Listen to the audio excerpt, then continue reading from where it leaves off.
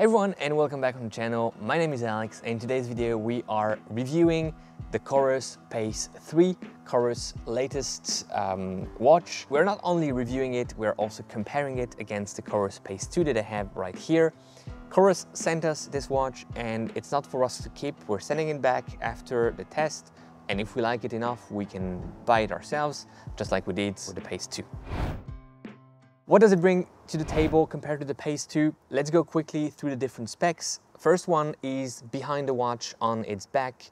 You have a new optical heart rate sensor and also SpO2 sensor, meaning that you supposedly have a better HR accuracy, but also that you can now measure and track your SpO2, so the oxygen level in your blood, something that can be useful for some people or in certain conditions like altitude training, for instance. The hardware also brings to the table a new touchscreen that you have here on the Pace 3. You didn't have it on the Pace 2. It was only with the dial here with the crown that you could go through the menus. You can now go through the menus, but also you can use the touchscreen in the map to navigate in that map on the new Pace 3. Also coming from the hardware in terms of battery life, moving from 30 hours in GPS mode up to 38 hours on this one in GPS mode, and daily use 20 days versus 24 days now on the Pace 3. So nothing like, huge in terms of battery improvements. They're not doubling, but I think 8 hours in GPS mode is quite good. And there's an interesting number on Coros' website. After 10 hours in GPS mode, the Pace 3 has 74% of battery left, 64% on the Pace 2, which shows again the difference here in terms of battery. What you, however, lose compared to the Pace 2 is connectivity with N+. You only have Bluetooth now on the Pace 3. Is it a good or a bad thing? Some people like N+, especially for some cycling accessories. Some others just don't need it. Bluetooth is fine. So Coros decided to just go ahead and get rid of N+ on this watch.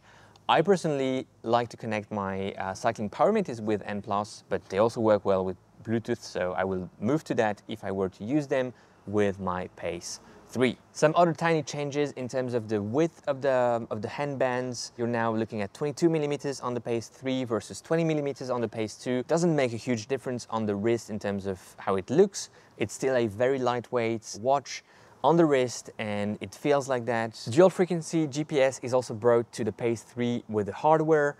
It's unique and unprecedented at this price point. Kudos to Coros. It helps in tougher urban conditions with skyscrapers. In New York, for instance, you will have a better GPS accuracy with this watch compared to the Pace 2. Now the big question is, price-wise, what happens? This one was €199, $199. There's a price bump. Now it's $229 to €49. So 40 extra euros for the Pace 3. I believe $249 is still a very good price for this watch. That being said, the question is, if you have a Pace 2, should you upgrade for the Pace 3? And my answer will be no, not necessarily, unless you really care about GPS accuracy or SpO2 measurements, which this watch brings to the table. Other than that, keep your Pace 2, and if it dies one day, just move on to a Pace 3. I think it's still a very, very competitive watch for that price point. I, of course, cannot help and highlight some features I am missing on this watch. Music is not here, payments are not here, and something like the Garmin 265, for instance, has those features. I hope someday Coros is able to bring them to their watches, to the entry-level watches, because these are fantastic watches for runners, and I hope they get a bit more of those lifestyle features also to be paired with the great running features on the Coros watches. That's it for today, guys. Thanks a lot for watching. I hope you enjoyed this kind of review comparison between the two watches. Let me know in the comments if you have any questions. I'll do my best to answer them.